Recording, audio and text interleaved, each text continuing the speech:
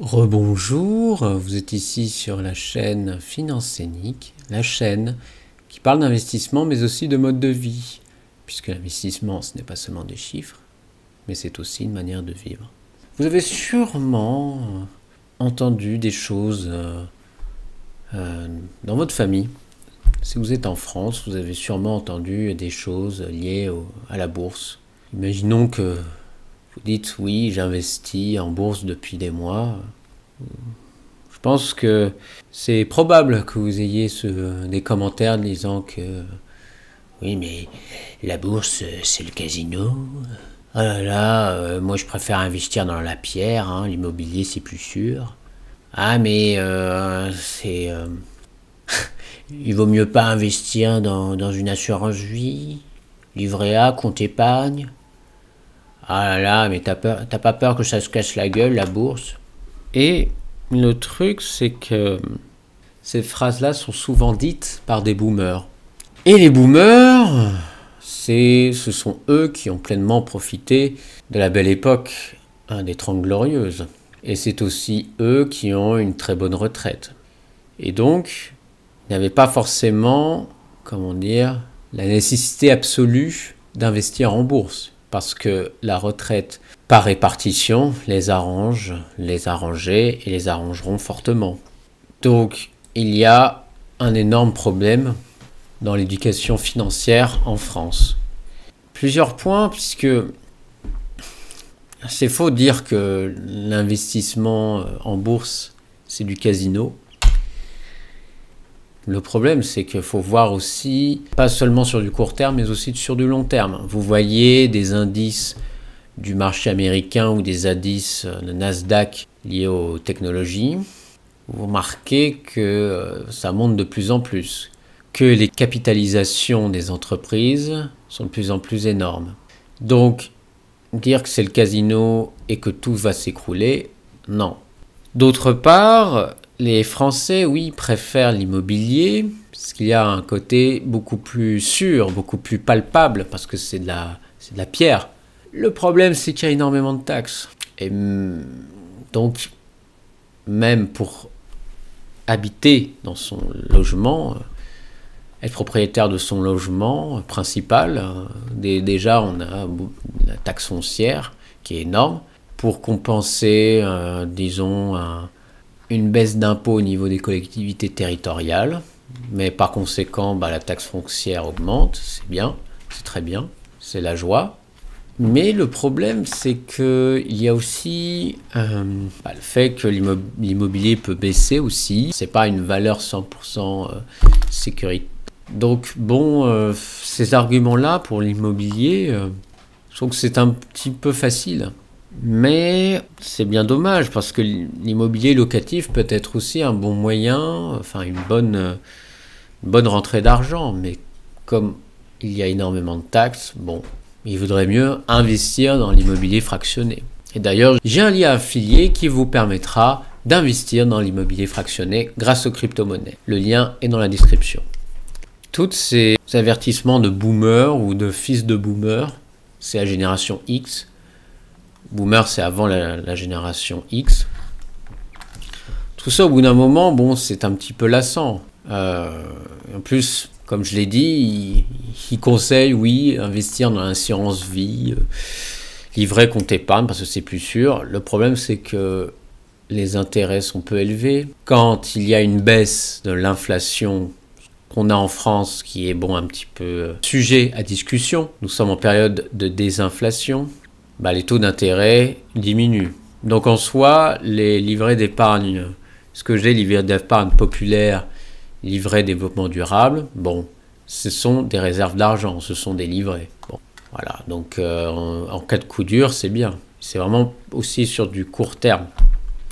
Je pense que c'est bien d'avoir particulièrement un livret d'épargne populaire qui offre un rendement plus intéressant. Mais après, il faut justifier un maigre salaire.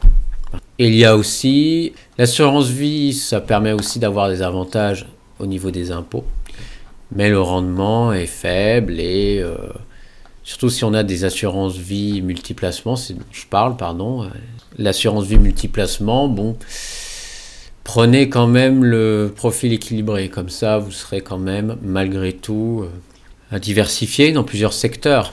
Mais bon, c'est des fois sur des trucs un petit peu brinque-ballant. Comme PEA, plan d'épargne en action, alors ce qui est bien, c'est qu'il y a un avantage fiscal intéressant, mais on n'investit que sur des actions européennes, et des actions européennes qui, en même temps, on nous laisse pas trop le choix. Donc c'est dommage.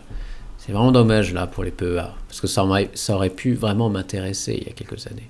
Donc, nous allons voir... Donc, on va voir quelques articles.